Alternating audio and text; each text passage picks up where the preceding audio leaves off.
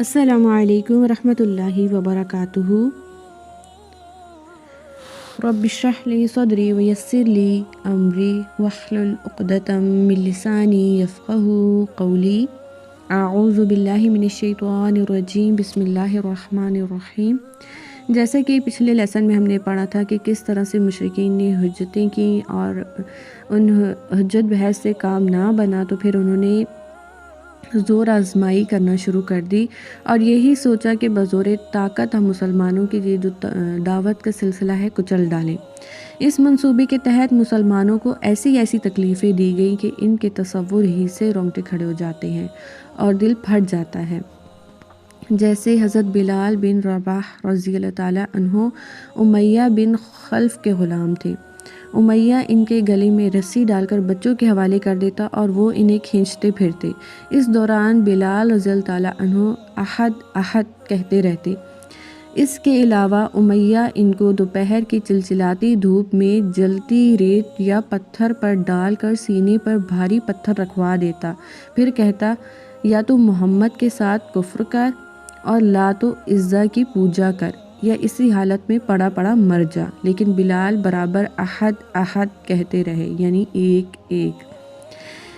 ایک روز حضرت ابو بکر رضی اللہ تعالیٰ عنہ گزرے۔ حضرت بلال کو اسی طرح کی اذیت دی جا رہی تھی۔ حضرت ابو بکر رضی اللہ تعالیٰ عنہ نے انہیں اس مصیبت میں دیکھا تو خرید کر اللہ کے لیے آزاد کر دیا۔ نمبر 2، عامر بن فہیرہ رضی اللہ تعالیٰ عنہ کو اس قدر مارا جاتا کہ ان کی عقل جاتی رہی اور ان کی سمجھ میں کچھ نہ آتا کہ وہ کیا کہہ رہے ہیں۔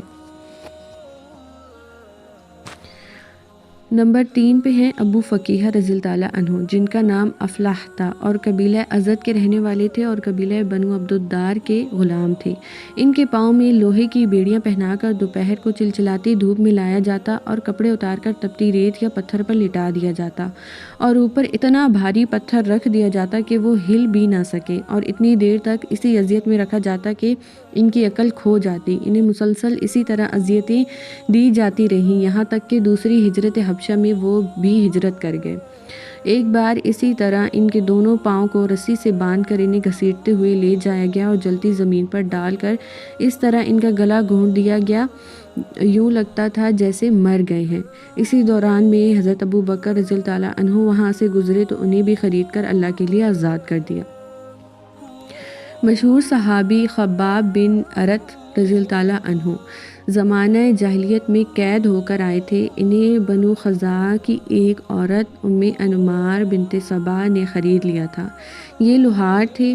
جب مسلمان ہوئے تو ان کی مالکن لوہے کا جلتا ہوا ٹکڑا لے کر آتی اور ان کی پیٹھ پر ڈال دیتی تاکہ محمد صلی اللہ علیہ وسلم کے ساتھ کفر کرے، مگر اس سے ان کا ایمان اور زیادہ بڑھ جاتا۔ انہیں مشرکین بھی سزائیں دیتے مگر گردن مروڑتے، کبھی بال نوچتے اور کئی بار تو جلتے ہوئے کوئلوں پر ڈال دیا جاتا جن سے ان کی پیٹھ کی چربی نکل آتی اور اس چربی کی وجہ سے پھر وہ کوئلے بجھ جاتے۔ نمبر 5 پہ حضرت زنیرہ رضی اللہ تعالیٰ عنہ ایک رومی لونڈی تھی۔ وہ مسلمان ہوئیں تو انہیں اللہ کی راہ میں اس قدر تکلیفیں دی گئیں کہ وہ اندھی ہو گئیں۔ اس پر ان سے کہا گیا کہ تمہیں لات اور عزا کی مار پڑ گئی۔ انہوں نے کہا نہیں واللہ، انہوں نے میرا کچھ نہیں بگاڑا، یہ تو اللہ کی طرف سے ہے اور اگر وہ چاہے تو اسے دور کر سکتا ہے۔ دوسرے دن صبح ہوئی تو وہ واقعی اللہ نے ان کی بصارت بحال کر دی تھی۔ اس پر مشرکین کہنے لگے یہ تو محمد کا ایک جادو ہے، یعنی بحث اور حجت ایسے ہی قائم تھی۔ ام عبیس رضی اللہ تعالیٰ عنہ بنو زہرہ کی ایک لونڈی تھی۔ ان کا مالک اسود بن عبد الیغوث انہیں ستایا کرتا تھا۔ یہ رسول اللہ صلی اللہ علیہ وسلم کا بڑا کٹر دشمن تھا اور آپ کا مذاق اڑایا کرتا تھا۔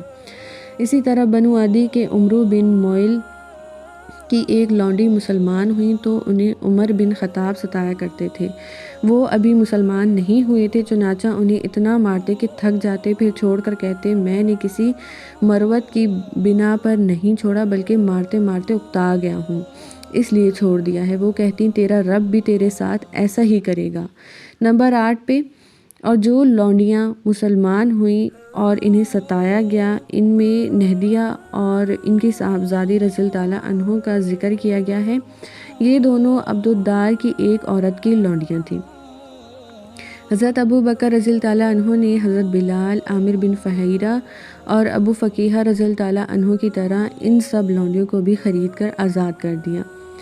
اس پر ان کے والد ابو قحافہ نے بطور عتاب کہا، میں دیکھتا ہوں کہ تم کمزور گردنیں آزاد کرا رہے ہو، اگر طاقتور مردوں کو آزاد کراتے تو وہ تمہارا بچاؤ بھی کر سکتے تھے۔ ابو بکر رضی اللہ تعالیٰ عنہ نے فرمایا، میں اللہ کی رضا چاہتا ہوں۔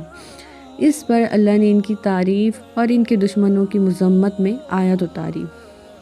اللہ تعالیٰ نے فرمایا، پس میں نے تم کو ڈرا دیا ہے ایک بھڑکتی ہوئی آگ سے، جس میں وہی بدبخت داخل ہوگا جس نے جھٹلایا اور منہ پھیرا، یعنی امیہ بن خلف اور اس جیسے کام کرنے والے دوسرے لوگ، اور اس سے وہ پرہیزگار بچا لیا جائے گا جو اپنا مال پاکیزگی حاصل کرنے کے لیے دیتا ہے، اور اس پر کسی کا احسان نہیں ہے کہ اس کا بدلہ دیا جا رہا ہو، بلکہ اس کا مقصد محض اپنے پروردگار کی خوشنودی حاصل کرنا ہے، اور وہ یقیناً راضی ہو جائے گا۔